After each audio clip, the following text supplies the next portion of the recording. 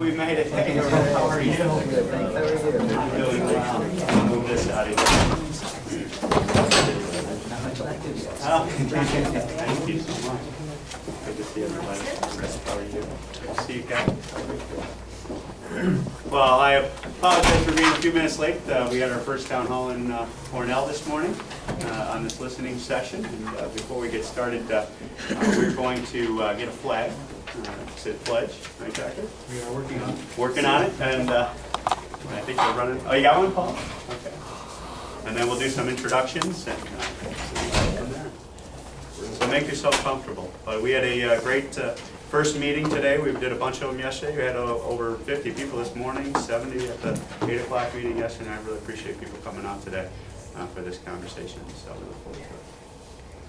So how is the adjustment going? I mean, when did you come in? This year? Is your first year? Yes, I've been here for 3 weeks. Oh, nice. Spent a world tour and Utah. Oh, a little bit of a change. Thanks, bro. Yeah. Well, very good. So are you living right now?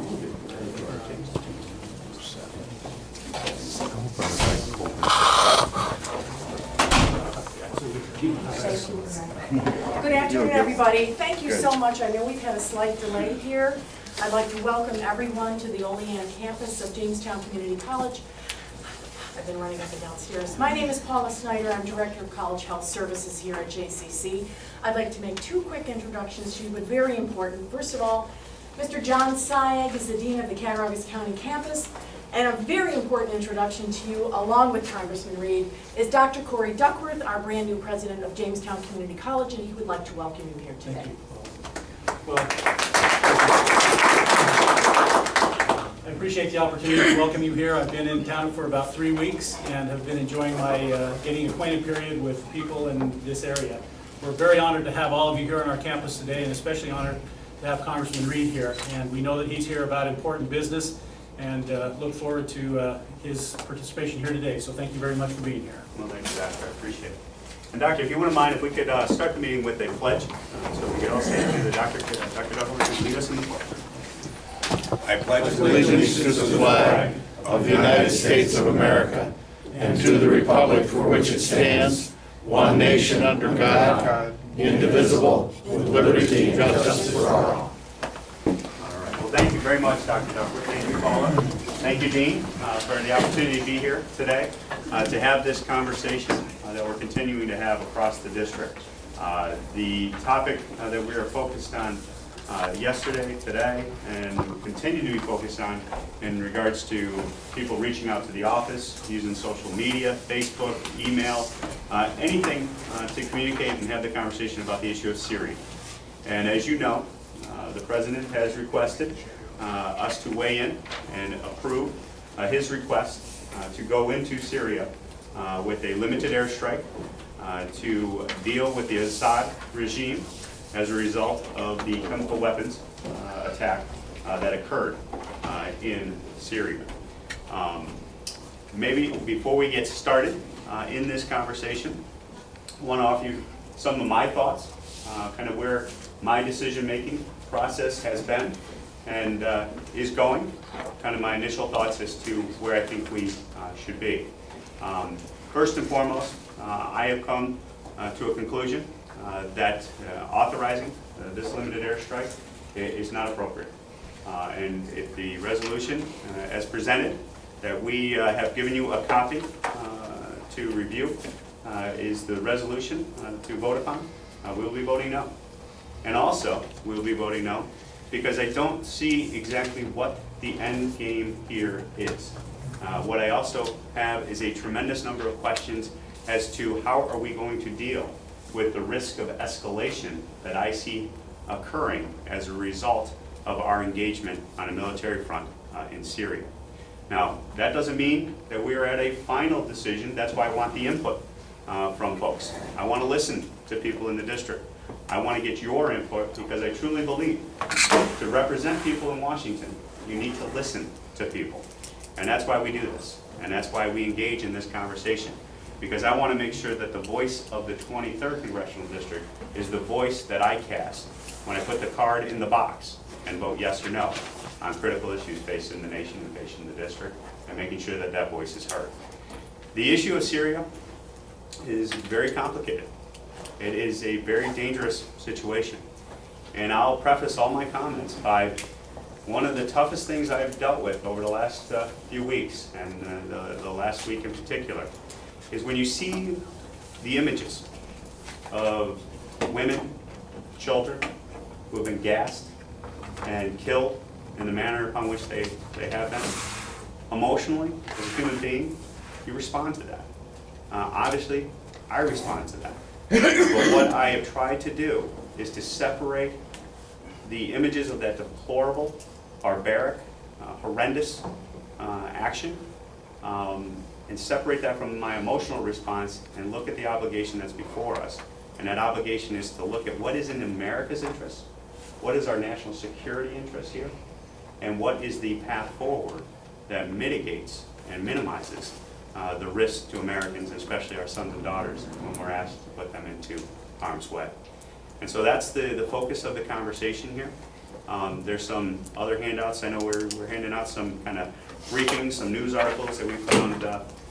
By no means is the exhaustive list of the issues that are based in Syria, but just kind of some background information for you to take with you and also to continue this conversation with. Syria, right now, you got two sides in a civil war.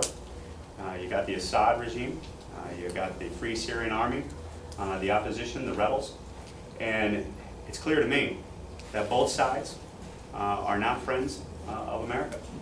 And when you're making decisions about going into military conflict, you got to also look at what happens, who are you siding with, what are we trying to accomplish, and to me that just hasn't been clearly laid out. And also, if we take out Assad, who do we get as a result of that power vacuum that's there? And that could be just as dangerous, if not more dangerous, than what we find ourselves in today. So we'll continue to push forward. There are some paths that I think could be utilized, because containing the chemical weapons is a critical piece of this equation. And there's some paths on the diplomatic. There's some paths on the reaching out to some key players, international players in this conversation with Russia and China, to try to find a path forward that resolves the situation where the chemical weapons are sort of a concession, if you would, that are taken out of Syria and placed under our control or destroyed, and that risk is mitigated. That's something I'm still exploring, still trying to develop with other members as we have this continuous conversation. But to me, that seems the more prudent and practical path to take, rather than this limited airstrike that's been proposed by the President in the White House. So with that, just kind of where my thought process is, but I'm sure we're going to get into a lot of these conversations as we move forward. And I'll let Joe will moderate. Everyone knows Joe, our district attorney, so that we can make sure that we cover as much as possible. Sir. 4 quick points in support of the tentative position you've adopted. First, I want to point out that what President Obama has proposed would still be an act of war against another sovereign nation. We need to recognize that that's what it would be, and there would be a justifiable response once we initiate that. I don't think it's a good idea. Second, Syria is not signatory to the chemical weapons ban in the same way that the United States is not signatory to the landmine ban. So the justification we're offering for attacking Syria as a violator of international law could also be used against us for not signing the landmine treaty. So there's a little bit of hypocrisy there, I think. There's also hypocrisy insofar as we did not attack Saddam Hussein in the early 1980s when he used chemical weapons against the Iranians. Why? Because we didn't like the Iranians in the early 1980s. And lastly, I don't know exactly where these attacks are being launched. I'm not privy to that information. But if they're being launched to attack storage depots of chemical weapons, we did that against Saddam Hussein in the first Gulf War, and the effect was to release clouds of chemical dust all over the population and our own troops in that case. This wouldn't be over our own troops, but it'd be a dangerous thing to do. There's a lot more I could say, but in the interest of time, I'll stop there. Well, I appreciate that, and that's the last point I'll start with is of concern too, as to the proposed strike that we're talking about. Because the strike that we're talking about that's been articulated to us is a limited airstrike, a no boots on the ground, a Tomahawk-led attack. And because that has been publicly put out there, you have a regime, and Assad in particular, who has already demonstrated, in my opinion, that it was Assad who did this, that he's willing to kill women and children. Because he knows that the attack is potentially imminent, I would assume that what he is doing is reallocating women and children to those targets, so that when the missiles land, what you're going to get is a parade of collateral damage that is put out on Facebook, social media, around the world, that could be very problematic and escalate and exacerbate this problem. So I appreciate that last point in particular. And as to the international note, it's clear. No one supports the use of chemical weapons. No one condones that. No one believes in that. But we have to look at it from the perspective of what's in America's interest, what's in our national security interest. And if this is truly an international violation, then we need to do this on an international basis. And to me, we're not seeing that international outcry and joining a coalition, if you would, on an international basis that would be necessary to enforce those international norms. I'd like to buttress some of Dr. Gann's comments with it. First of all, I'd like you to back up to the one of your comments, which was that neither side is a friend to our country. And I think that's of tantamount importance here. This would be, as Dr. Gann said, an undeclared war.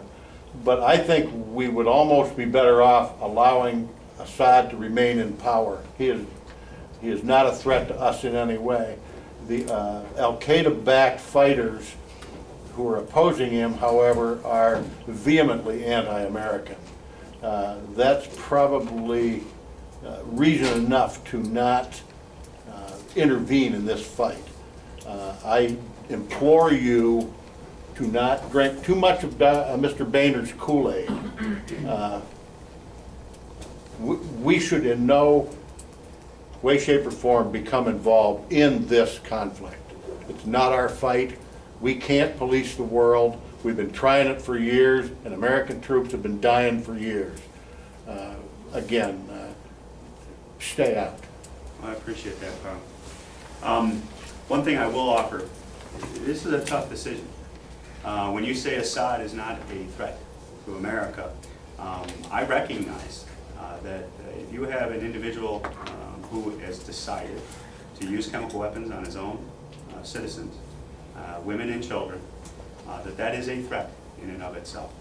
And so there are arguments on the other side that I have weighed, and I'll tell you, this is the hardest decision that has come in my tenure as a member of Congress. Don't drink the Kool-Aid, Tom. Because what, and I'm with you, Carl, I'm with you, and we're standing firm. Because when you're asked to decide our military, our men and women, that's something I take very personal and very sincerely.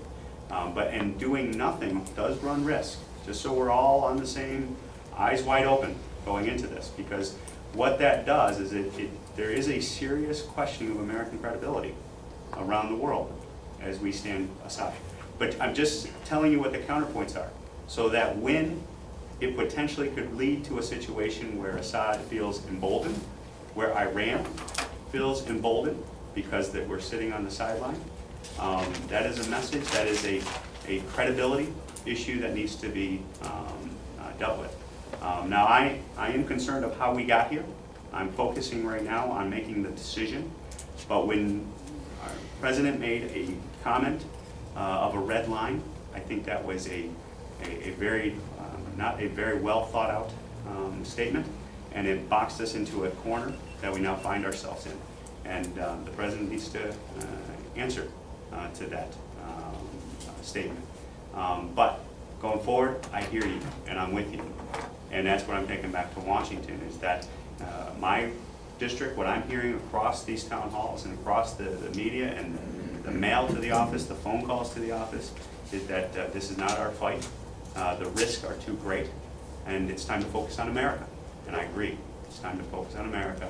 Always make these decisions from the perspective of what is in America's interest and our national security interest. And I don't see those being achieved with what we're talking about today. Congressman, I'm sure you're aware that when Abraham Lincoln was a congressman, he was against the Mexican War and was trying to garner support for it. And one Whig congressman came to him and said, I can't support you. I was against the War of 1812. It ruined me, and from now on I'll vote for war, pestilence, and famine as long as the American people want it. Having said that, I agree 100% with your stand, because Bill Elliott here as a policeman could say whenever there's a domestic dispute and the policeman arrives, everybody turns on the policeman. I can see that happening to us in Syria. We go in and everybody hates us. And we never seem to have done anything right with any nation in the Middle East. Everything, whether from Iran to Iraq, every place we go, it just becomes a quagmire. So, Well, I appreciate I think you're doing the right thing, but Well, just be careful. Thank you, Earl. I appreciate that, and I appreciate that input, because that is one of the concerns I have. If we do a limited airstrike as proposed, and that's all we're talking about. I mean, there's no, it's clear, this is designed to send a message to Assad to punish him for using chemical weapons. How is that going to be perceived in this civil war and in the region? And as you have primarily these factions that are Sunni and Shiite divisions, is this something that would unite those warring parties to say, look, at the true enemy is not each other. True enemy is American Israel. And that could escalate the situation to a whole nother level. And so I'm very sensitive to that. You know, your other issue about that they would get photo ops. I remember when we hit some weapons plant in Iraq, they immediately put up a milk factory sign or something. Do you remember that? It was like some poorly lettered, it was like, so yeah, that would be the result. And that being paraded around the world would have to be dealt with. Yeah, I believe, and would have to be dealt with, and it could be a very damaging reality. So, yeah.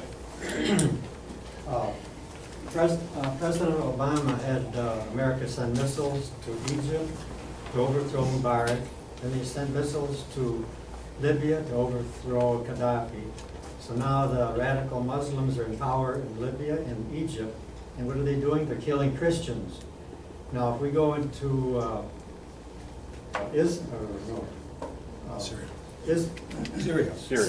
Syria, same thing will happen. They'll overthrow the power, the guys in charge. Al Qaeda and the Muslim Brotherhood will take over, and they'll start killing Christians. And also they're a threat to Israel. All these rebels that we're trying to help, and they're all against us. So I think we should not go over there at all. Well, I appreciate that input.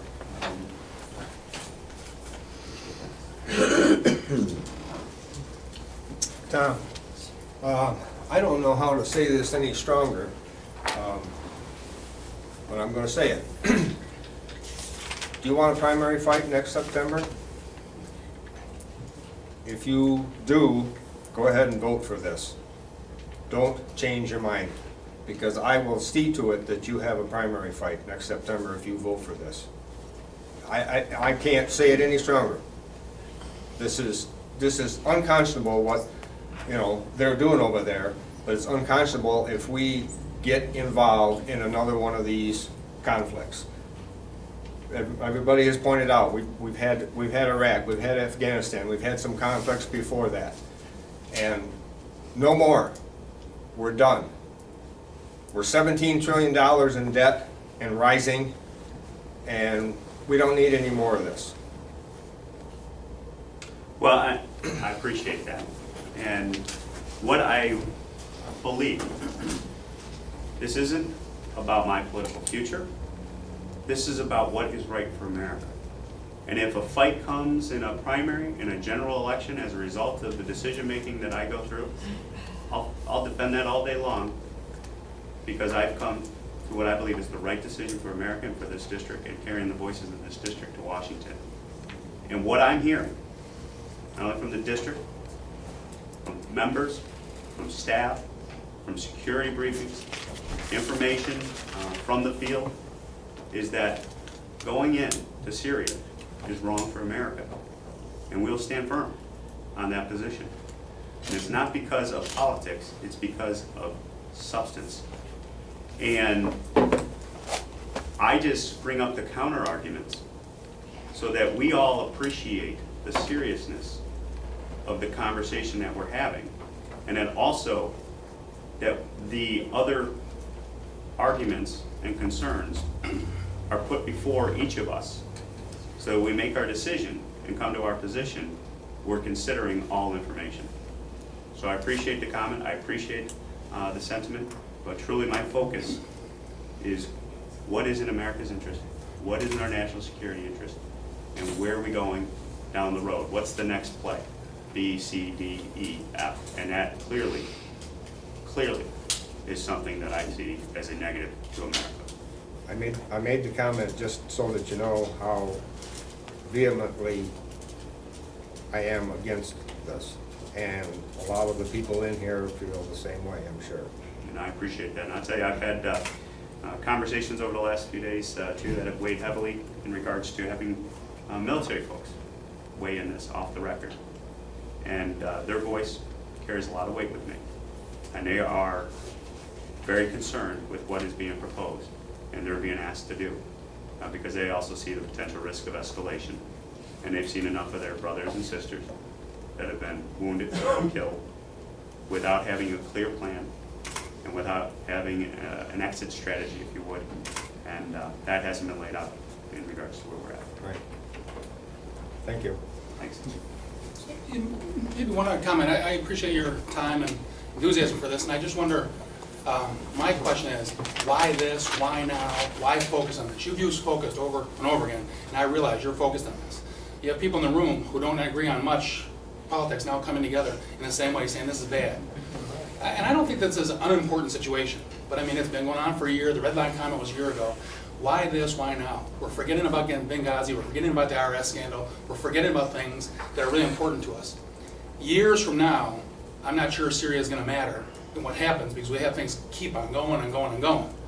Obamacare is going to come in and they're going to be taken over in a month. It's going to be totally inseparable. I'm in healthcare. I think the things that are happening in medical care now is devastating. I mean, I was against, things with, Medicare, all sorts of things. And that's devastated medicine, and this is going to put it over the edge.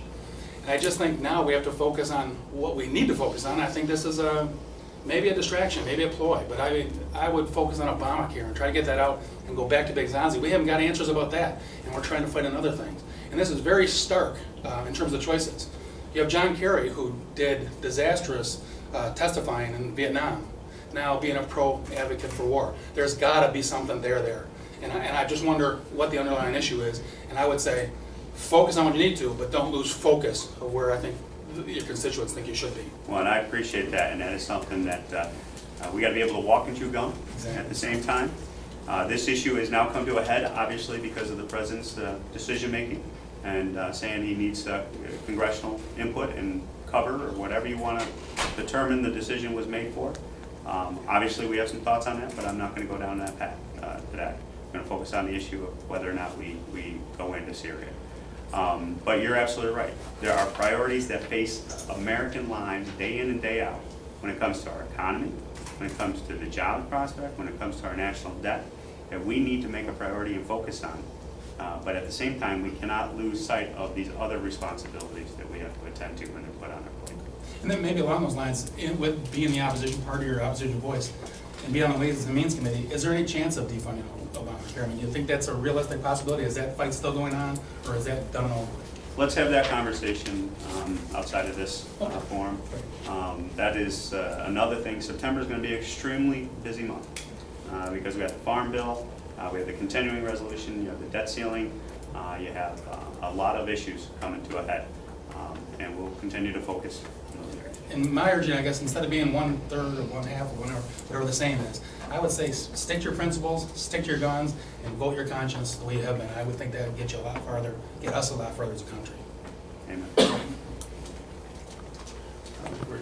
Probably is there anybody that hasn't spoken yet that would like to speak? Yeah, sir. I'm sure you've seen other things, but we see the 15-second videos.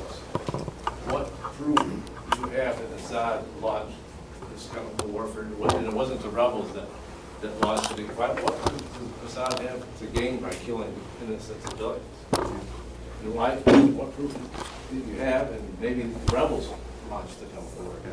It's a legitimate question. Now, the evidence and the material that we have reviewed has led me to believe that Assad was responsible for this chemical attack on August 21st. It's unclear 100% whether or not it was a breakdown in the chain of command under his control, but these were top-level decisions that he is accountable for, even if he wasn't the one who personally made the decision. He, as a representative of that regime, is the one that needs to be held accountable if we're going to hold him accountable. Your point about the rebels as potentially bad actors in this is legitimate, and that's not clear. And that's another reason why going in, based on some of these outstanding questions that are still out there as to who did what when, how they were utilized, who made the decision, what side utilized them, those are legitimate questions that still need to be answered 100%. But it's clear to me, based on the evidence that we saw, the August 21st event was Assad's responsibility. Those are my thoughts for not getting involved. Yeah, no, I appreciate that. Who's who, you know? Yeah, I appreciate it. I mean, you could make the argument, and this is the argument that's been made, why Assad would have done this, because he is trying to change the playing field. It is clear that the rebels are making some headway. They are not being destroyed. They're at a minimum still engaging in this war that he thought would be over by now, in my opinion. And so, does this change the calculation and give him a path to stay in power? Because if he provokes, someone may have brought it over here, or maybe at the last meeting, this brings us into the equation. Now, I'm no longer fighting for my survival, me versus them. It's us versus Israel and America. And that may give him a path to remain in power. But that is something that you can game it all out. I mean, I go back to the basic questions. Is this in our national security? Is this in our American interest? And why are we doing this? And what is the plan? And those questions still remain unanswered. Any New face, any new new voice? faces? Wait, I'm more than happy to. Yeah. Mr. Reed, I agree with everything you've said so far. I came here today to ask you to vote no. I'm glad you're voting no. I just don't think we have any business getting involved in a civil war in Syria. I don't think it's a wise use of our tax dollars, and I don't think it's worth the risk to our military personnel. Thank you for being here today. No, thank you. Thank you for coming. We will go to closed spoken, but again, any.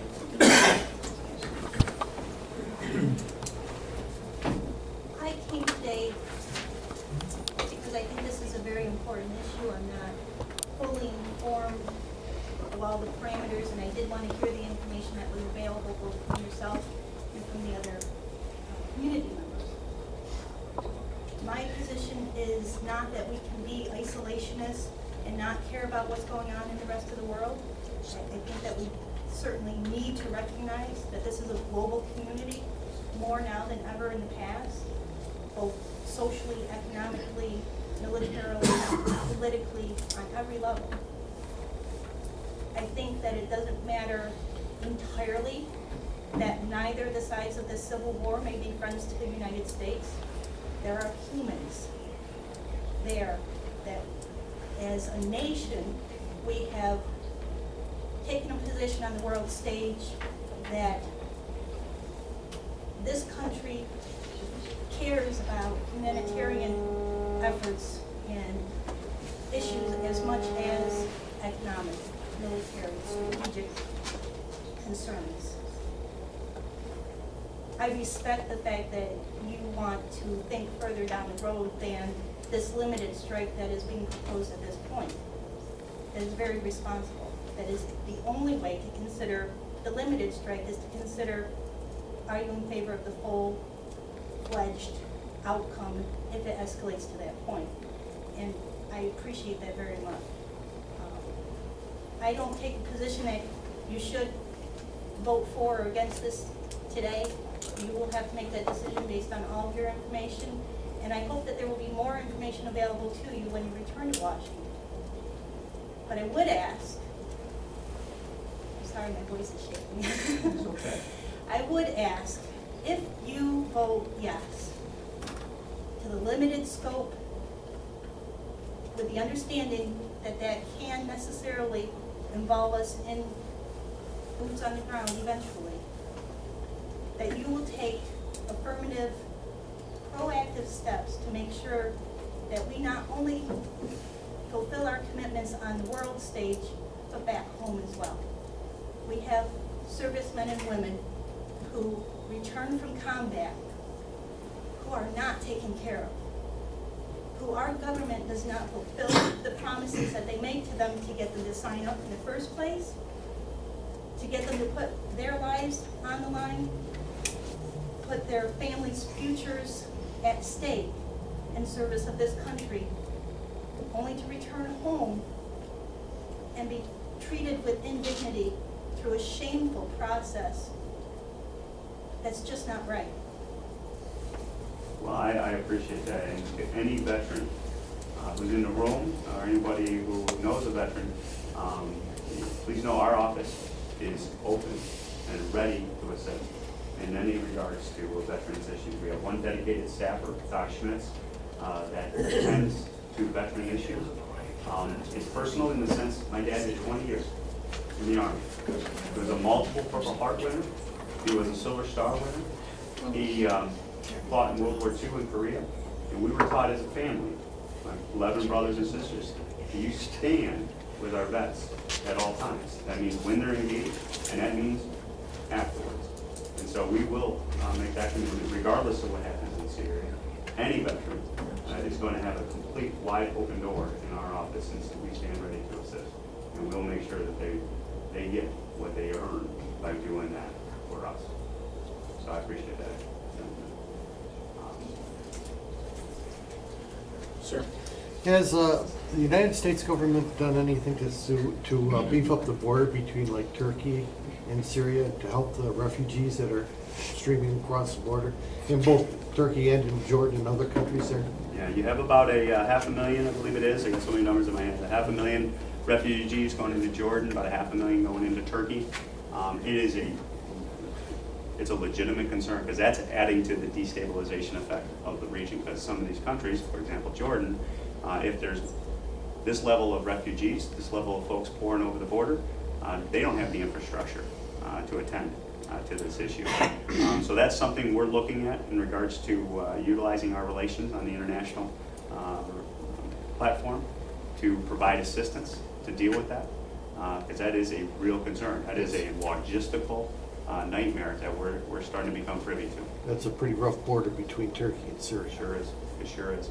And that's one of the things that maybe we could focus on. I always try to look at the positive in things, is rather than just talking about the negative of a military strike, maybe there's a positive path also that we could demonstrate to the world and to that region of saying, we're going to help the refugees out. We're going to figure out ways to potentially assist folks if chemical weapons are utilized again.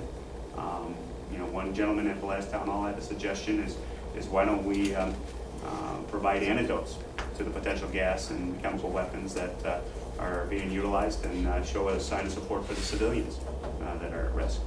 That's something to consider. That's something that I'll take back to Washington for deliberation. But one of the paths forward I do see that needs to be fully executed upon is using those international relations that we talked about, Russia in particular and China, to come up with a solution that results at the end of the day with the termination of these chemical weapons and the destruction of those chemical weapons and a pledge not to acquire them going forward. It's a very complicated road. It doesn't, there's no guarantee that that's the path that will work, but I think that's part of dealing with the refugees and the other positive steps that we potentially, rather than sitting and doing nothing, that is something we want to be proactive and potentially be a voice of reason to say this is a more thoughtful, practical way to go forward.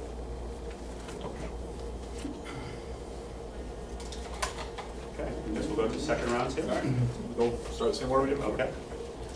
Just to fill in a few blanks, since there's time to speak a little more, I don't think this is a ploy on the part of Obama to distract attention. I think he's got pressure from Israel that would like to see a fragmented Syria.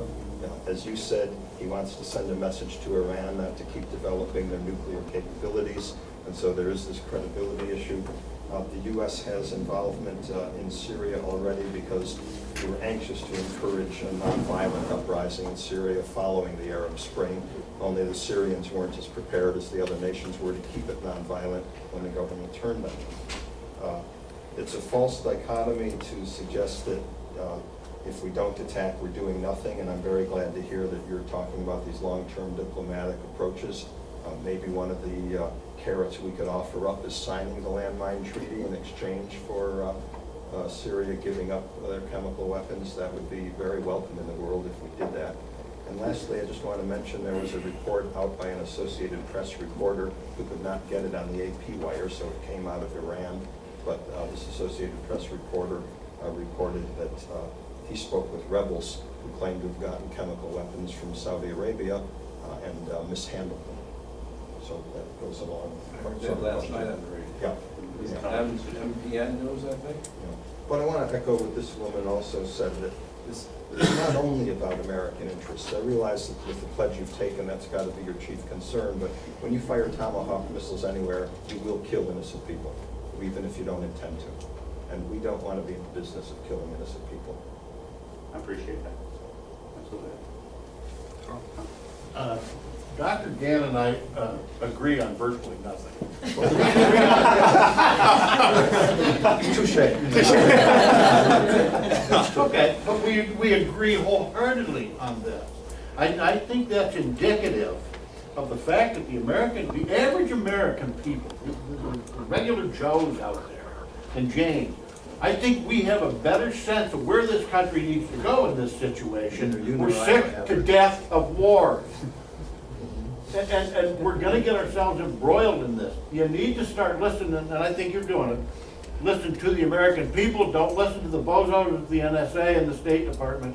We aren't going to have any respect throughout the world till we have a comprehensive and understandable foreign policy, one that has some sort of symmetry to it. We don't have that now.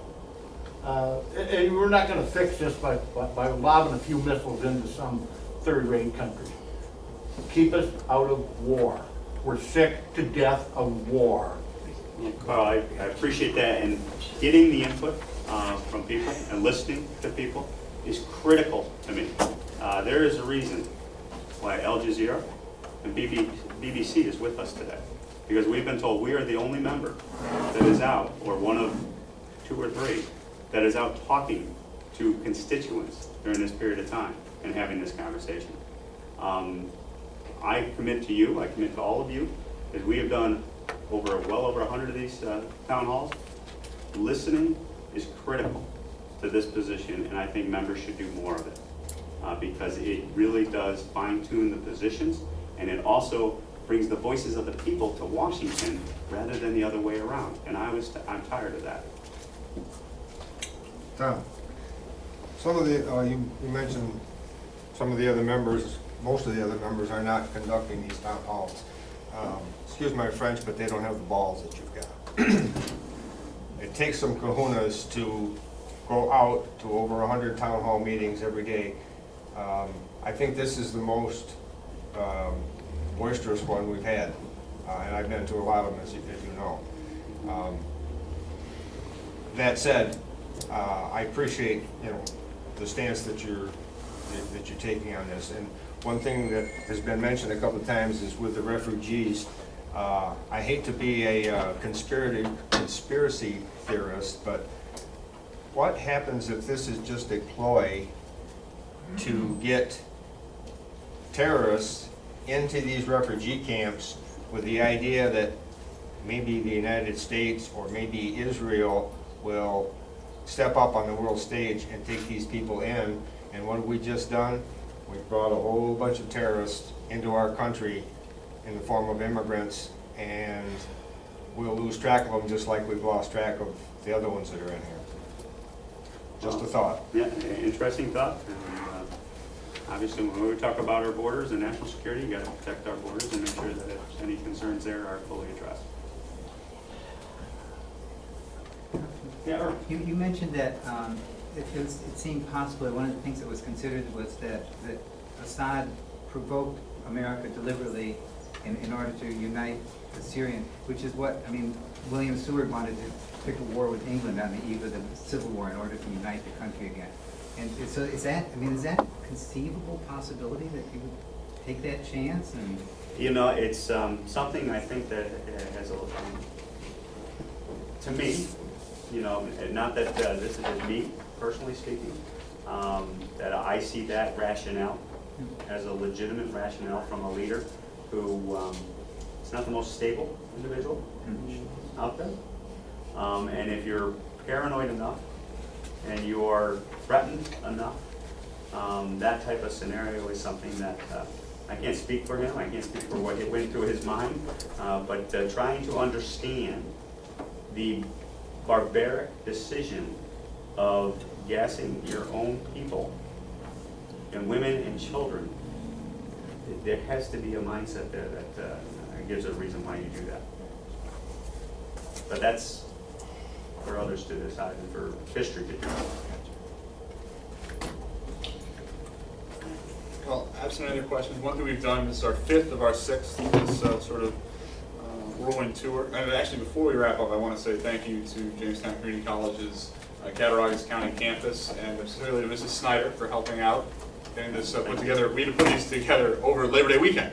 And so it was very quick, and had our staff, James in our Olean office, reach out to Paula and put this together with JCC. They were very accommodating. Thank you again to the school and to Paula for doing this. We can't do it without a room. And most importantly, thank you for you coming and taking out your time to be here to talk about this serious issue. So we do realize this is during the workday, but we wanted to do this as quickly as possible. So what we've done to close our other sessions is a show of hands. For those of you who have come to a conclusion or want to express an opinion to Tom, all those in favor of authorizing the use of force in Syria, raise your hand. All those opposed to authorizing the use of force in Syria, please raise your hand. And once again, thank you very much. Thank you all for coming. Thank you. Appreciate it. Thank you.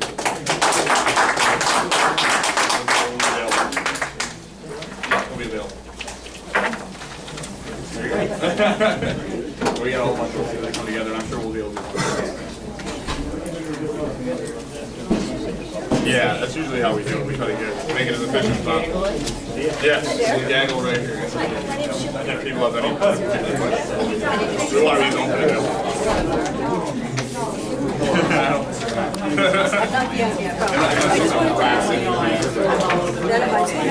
I can tell you right now, the responsiveness. Asking your name. I'm sorry. See you. I'll call you for asking. I'll see you later. That's typically where the constituencies are. How are you? Edwards? I'm sorry, Josh. Good to see you. And what did you do?